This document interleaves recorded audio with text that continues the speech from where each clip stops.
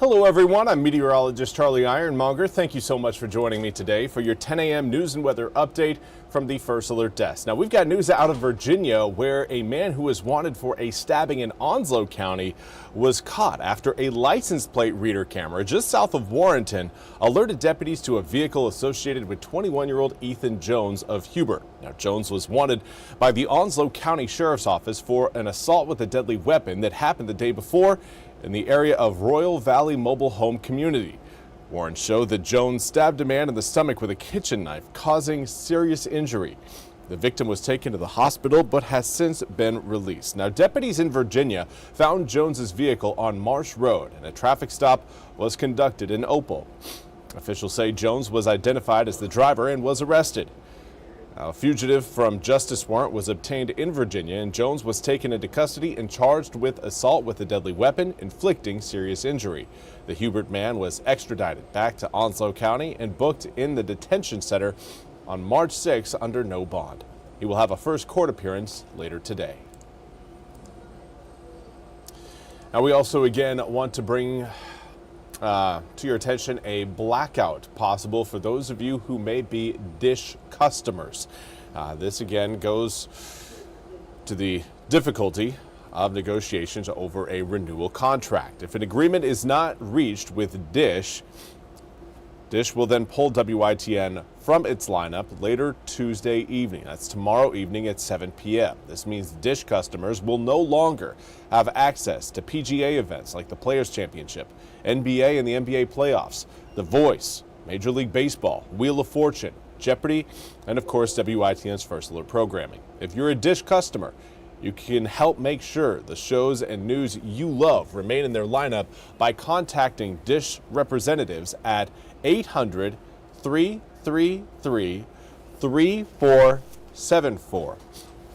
Dish has often disrupted access to local television stations in recent years, but viewers have options through other services.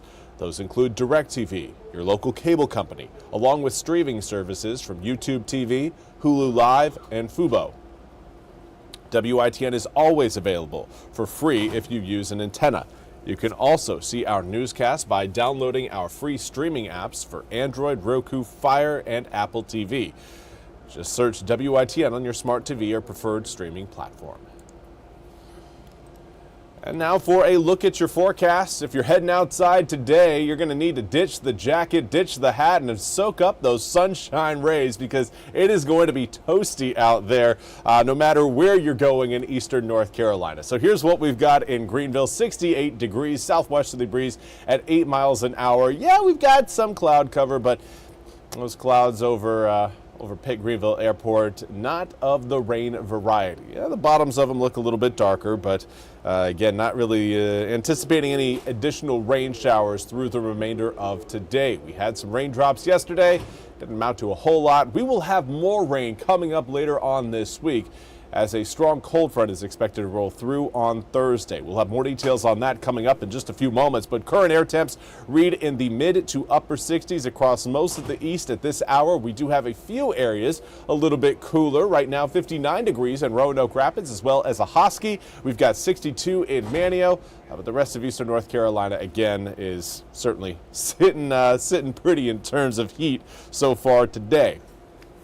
Now, winds currently blowing in at a fairly mild 3 to 8 miles per hour. Wind direction is variable across eastern North Carolina, but we're generally seeing most of the air coming in out of the south to southwest, and that's going to help boost afternoon air temperatures back into the mid to upper 70s. A few areas could end up in the low 80s later on this afternoon, but I think most of us generally around 77, 78, 79 degrees.